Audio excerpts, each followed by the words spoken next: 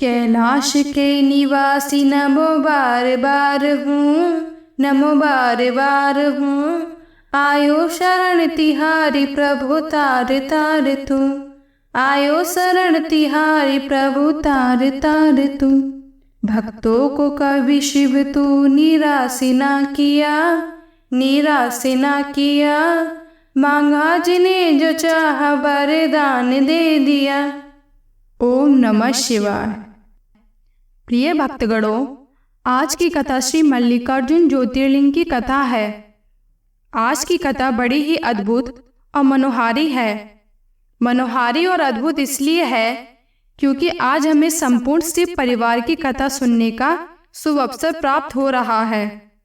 तो ऐसे में हमें इस कथा को बड़े ही तल्लीनता के साथ और बड़ी ही भक्ति भाव के साथ सुनना चाहिए। श्री वेदव्यास जी कहते हैं कि जो भी मनुष्य संपूर्ण शिव परिवार की कथा को सुनता है, उसके जीवन में और उसके परिवार में किसी भी प्रकार का कलेश तनाव नहीं रहता है। उसका परिवार सुखी संपन्न और खुशहाल रहता है। तो इसलिए भक्तों, हमें आज इस कथा को अवश्य सुनना चाहिए, जिससे कि हमारा परिवार सुखी संपन्न और कलेश मुक्त रहे, हमारा परिवार खुश रहे और हम अपनी तरक्की के मार्ग पर अग्रसर रहें। इसलिए भगवान महादेव की स्तुति करते हुए आज हम श्री मल्लिकार्जुन ज्योतिर्लिंग की कथा का श्रवण करेंगे। भगवान महादेव भोलेनाथ के पवित्र ज्योतिर्लिंग का गुणगान करेंगे। तो प्रिय भक्तों, आइए सुनते हैं आज की कथा।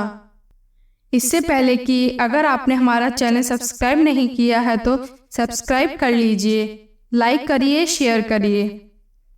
जो भी व्यक्ति इस कथा को सुन रहा है, सुना रहा है और हुंकार भर रहा है, उसके जीवन में हमेशा सुख शांति और समृद्धि बनी रहे।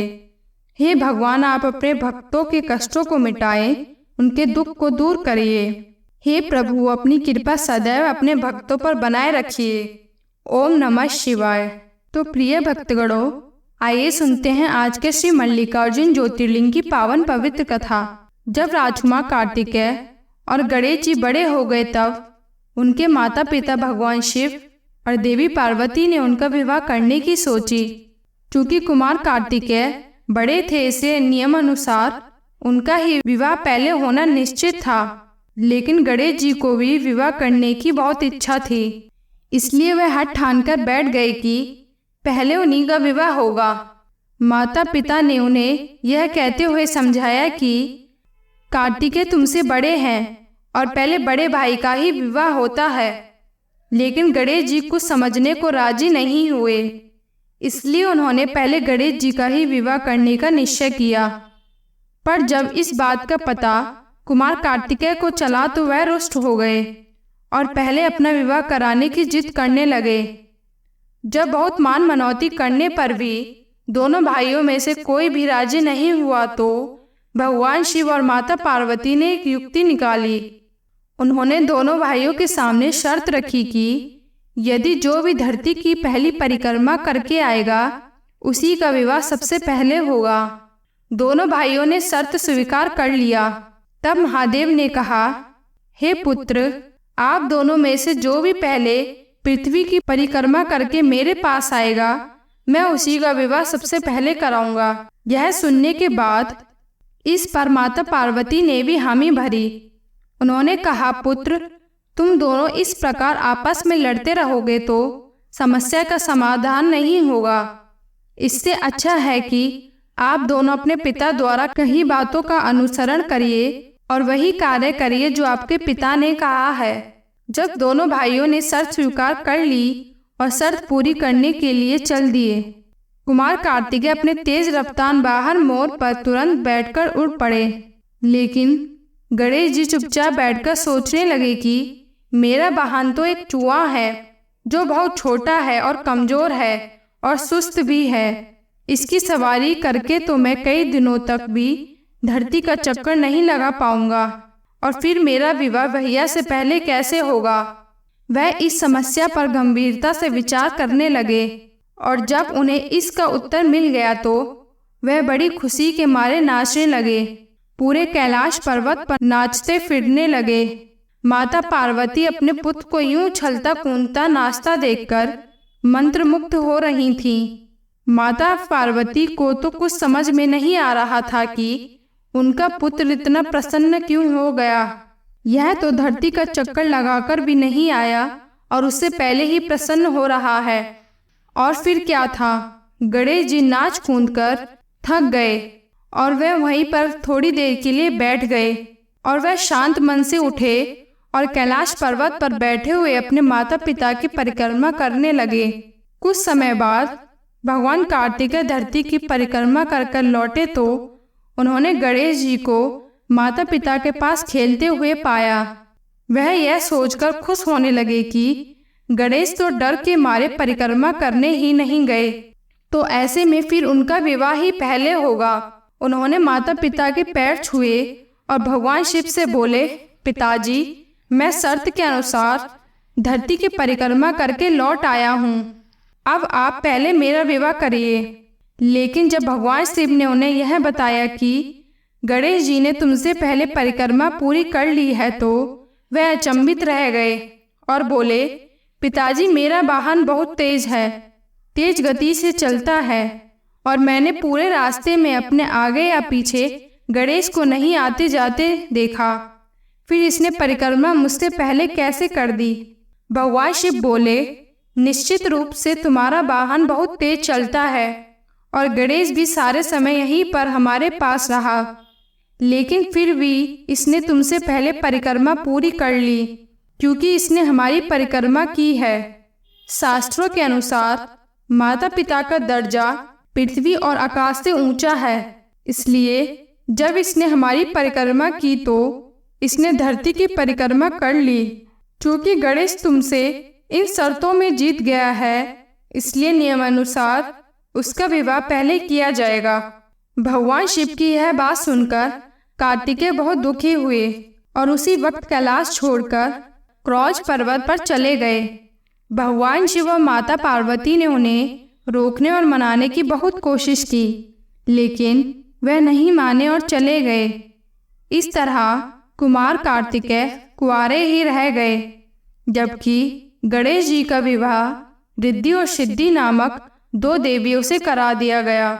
अब जब माता पार्वती ने देखा कि उनका पुत्र क्रौंच पर्वत पर चला गया है, उनसे काफी दूर हो गया है, तो माता पार्वती बहुत दुखी हुई और माता पार्वती ने भगवान शिव से मिन्नतें की और कहा, हे स्वामी, हमें अपने पुत्र को मनाने के लिए क्रौंच पर्वत पर जाना चाहिए। अब माता पार्वती की बातें मानकर भगवान शिव और माता पार्वती क्रौंच पर्वत पर आते हैं, लेकिन कार्तिकेय को पता चल गया कि माता पार्वती और भगवान भोलेनाथ मेरे पिताजी क्रौंच पर्वत पर आ रहे हैं। उनके आने के पहले ही कार्तिकेय वहां से दूसरे पर्वत पर चले जाते हैं। इस प्रकार माता पार्वती और भगवान शिव क्रौंच पर्वत पर ही मल्लिकार्जुन शिवलिंग के रूप में स्थापित हो गए और तभी से वहां पर स्थायी रूप से विराजमान हो गए। कहा जाता है कि आज भी भगवान शिव और माता पार्वती विशेष तिथि पर अपने पुत्र कार्तिकेय को मनाने के लिए क्रौंच पर्वत पर आते हैं, लेकिन उनके आने से पहले ही कुमार कार्तिकेय क्रौंच पर्वत को छोड़कर एक दूसरे पर्वत पर चले जाते हैं। आंध्र प्रदेश में स्थापित मल्लिकार्जुन ज्योतिर्लिंग माता पिता और पुत्र के इसी स्नेह और विषाद का प्रतीक है। आंध्र प्रदेश के कृष्णा जिले में कृष्णा नदी के तट पर श्री शैल पर्वत, जिसे हम क्रौंच पर्वत भी कहते हैं, श्री मल्लिकार्जुन विराजमान है। इसे दक्षिण का कैलाश भी कहते हैं। अनेक ग्रंथों में इस स्थान की महिमा बताई गई है। महाभारत के अनुसार श्री शैल पर्वत पर भगवान शिव का पूजन करने से अश्वमेघ यज्ञ करने जैसा फल प्राप्त होता है। कुछ ग्रंथों में तो यहाँ तक लिखा है कि श्री शैल पर्वत के शिखर के दर्शन मात्र से दर्शकों के सभी प्रकार के कष्ट भाग दूर हो जाते हैं, उसे अत्यंत सुखों की प्राप्ति होती है और आवागमन के चक्कर से मुक्त हो जाते हैं। आज से लगभग 500 साल पूर्व में श्रीनगर के महाराजा कृष्ण राय यहाँ पहुँचे थे। उन्होंने यहाँ एक सुंदर मंडप का भी निर्माण कराया, जिसका शिखर सोने का बना हुआ था।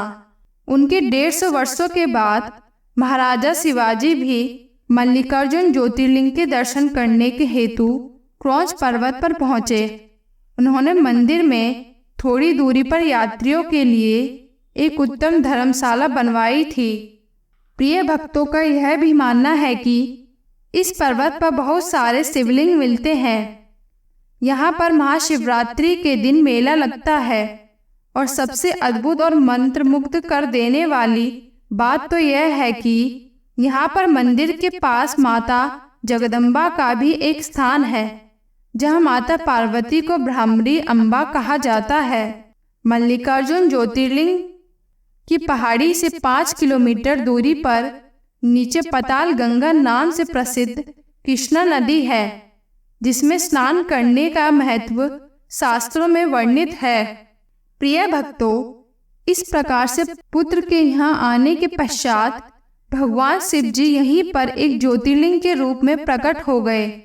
तभी से ज्योतिर्लिंग को मल्लिकार्जुन ज्योतिर्लिंग के नाम से जाना जाता है, जिसमें मल्लिका माता पार्वती का नाम है और अर्जुन का मतलब है भगवान शंकर। इस ज्योतिर्लिंग का संबंध कैलाश पर्वत से होने के कारण इसे दक्षिण का कैलाश भी कहा जाता है। जैसा कि मैंने अभी इस बारे में चर्चा की थी। और तो और यहाँ पर 51 शक्तिपीठों में से एक शक्तिपीठ यहाँ पर माता सती के रूप में मौजूद है। यहाँ पर सती की ग्रीवा गिरी थी और यहीं पर शक्तिपीठ हो गया। तो इस मायने में इस ज्योतिर्लिंग की महिमा और भी बढ़ जाती है। तो प्रिय भक्तजनों, इस प्रकार से यहाँ की महिमा बड़ी ही अपरंपार है। यहाँ जो भी श्रद्धालु बड़ी भक्ति भाव से दर्शन करते हैं, वे अपने जीवन और मरण के चक्कर से मुक्त हो जाते हैं, सांसारिक मोह माया से दूर हो जाते हैं। उनके जीवन में शांति ही शांति रहती है और उनके परिवार में खुशहाली बनी रहती है। इस ज्योतिर्लिंग की बड़ी ही महिमा है। श्री मल्लिकार्जुन भगवान की जय। ओम नमः शिवाय। हर हर महादेव। प्रिय भक्तगणों, उम्मीद करती हूँ आपको यह कथा अत्यंत पसंद आई होगी। यदि आपको यह कथा पसंद आई है तो हर हर महादेव, ओम नमः शिवाय, जय गणेशाय अवश्य लिखिए। तो मिलते हैं नेक्स्ट वीडियो में। नमस्कार।